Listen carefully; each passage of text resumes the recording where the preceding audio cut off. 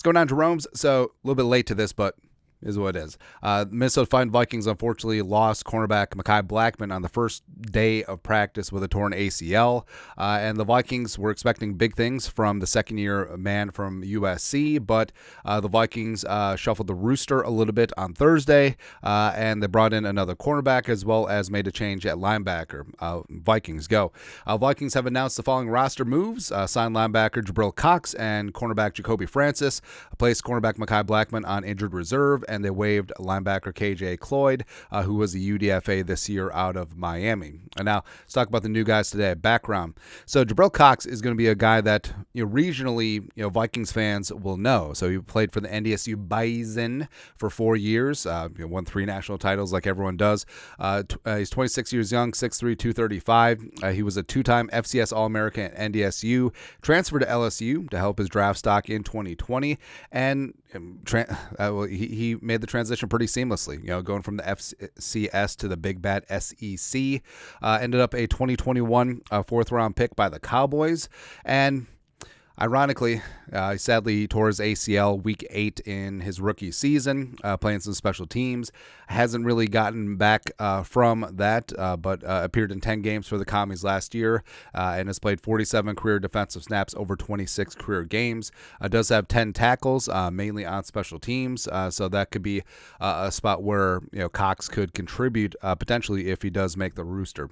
Does have good size, like we said, 6'3", 235, good instincts and movement skills, good in coverage, so could be a little bit of something as he takes KJ Cloyd's spot on the roster. Now, off-ball wise, with Pace, Cashman, Grugier, Hill, I mean, they go 3 deep pretty good, and they do like Abe Beauplan quite a bit. Hopefully, they'll get something out of Asamoah. I do really like Dallas Gant, former Toledo/Ohio State guy. So it's uphill battle for sure, but he does have the talent and the pedigree, which Kwesi does love.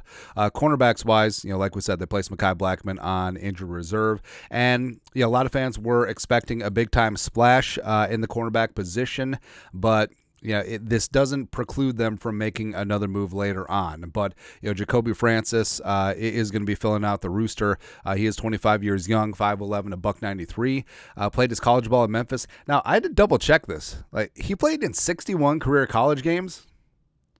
That's crazy. Over 6 seasons. I mean, the COVID years go wild, man. But 29 career passes broken up, 6 interceptions.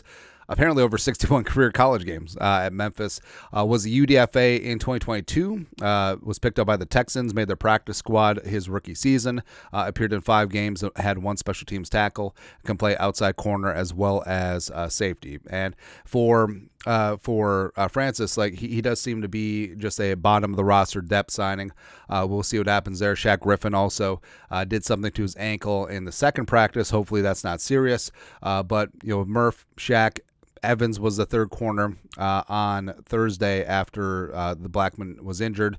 Then Duke Shelley got into the mix. So, again, it's tough with the injuries, but they do certainly have depth there. And like we said, Francis, does he really move the needle? Not necessarily, but they do get a closer look at another former Texan joining this defense, man. But they do get a closer look to see if he could be a little something. And like I said, this does not preclude them from making a more significant move later on, either in a trade or in free agency at cornerback. But they're going to see what they have, and hopefully, knocking on all the wood, like we said with Shaq, he's going to be good to go. But your thoughts are thoughts. Vikings made a couple of rooster moves on Thursday. Let us know in the comment section below. Subscribe for daily Vikings takes.